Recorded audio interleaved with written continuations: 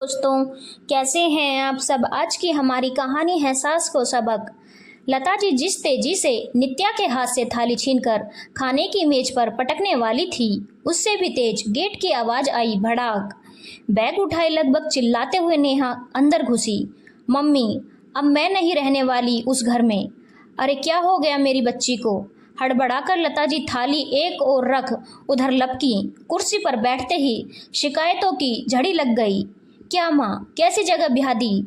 सास ने जीना दुभर कर रखा है, कहती है मैं सेवा नहीं करती। सेवा? लता जी अब भी समझ नहीं पा रही थी। हाँ, सेवा। देखो ना, सुबह सुबह सास चिल्लाना शुरू कर देती है। उठो, 8 बज चुके हैं, नहाओ धो पूजा करो। ना भी करो तो कम से कम नाश्ता बनाओ, टिफिन पैक करो पापा जी और पति परमेश्वर के लिए।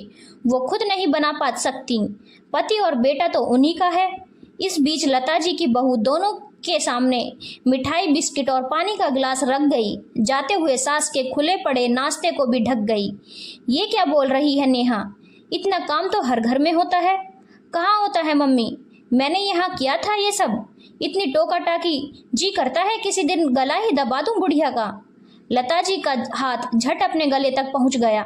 वह नेहा को खींचकर अपने कमरे में ले गई। नेहा, ये क्या अनाप शनाप बोले जा रही है। तेरी भाभी सुन लेगी, क्या सोचेगी। तो क्या हुआ, आप भी तो नित्या भाभी पर चिल्लाती हैं।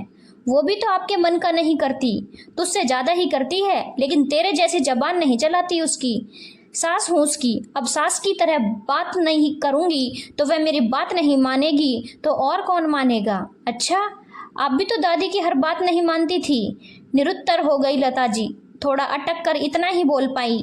जरूरी नहीं हर बार सास ही सही हो।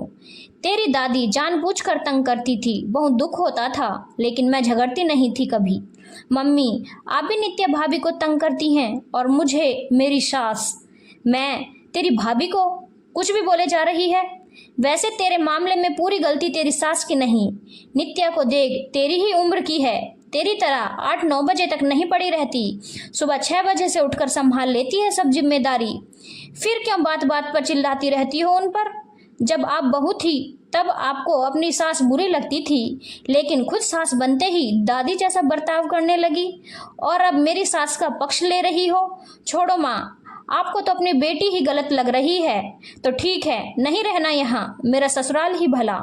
नेहा आंधी की तरह आई थी, तीर की तरह निकल भी गई। लता जी सोच में पड़ गई। सच तो कह गई नेहा, अपनी सास की वजह से मैंने जो भुगता वो नाराज की बहू पर क्यों निकाल रही हूँ। क्या नित्या भी मेरे बारे में ऐसा ही सोचती होगी। नहीं, ऐसी नौबत नहीं आने दूंगी। नेहा से भी बात करनी होगी, सास के साथ उसका रवैया अच्छा होना चाहिए। हम दोनों को अपने अपने रिश्ते की दरारों को खुद पाटना होगा। उन्होंने मेज पर ढके नाश्ते पर से प्लेट हटाई। नित्या, अब क्या दोपहर में नाश्ता करेगी। अपनी प्लेट लेकर आप बैठ पास, साथ में नाश्ता कर लेते हैं। शाम को नित्या के फोन की घंटी बजी। उधर नेहा थी। हेलो भाभी। अरे नेहा जी, आज इस तरह अचानक आई, फिर रुकी भी नहीं। आप ठीक तो है ना। शांति रखिए भाभी, सब ठीक है। पहले ये बताइए मम्मी कैसी हैं। माँ जी बहुत दुखी हैं, शायद आपके यूं चले जाने से। भाभी, मैं पूछना चाहती हूँ आपके साथ कैसी हैं मम्मी। मतलब? भाभी, मम्मी आपके साथ हमेशा जाती करती रहती हैं। मुझे कोई और तरीका नहीं सूझा उनको अपनी गलती का एहसास कराने का। सॉरी, मेरी तीखी बातों से मम्मी को जो दुख हुआ होगा वो मैं मना लूंगी उनको, आखिर माँ है मेरी, दिल की बुरी नहीं। आती हूँ 2 दिन बाद। भाभी को हैरान छोड़ नेहा फ़ोन काट चुकी थी। धन्यवाद दोस्तों, अगर आपको कहानी अच्छी लगी हो तो चैनल को लाइक, शेयर और सब्सक्राइब करना ना भूलें।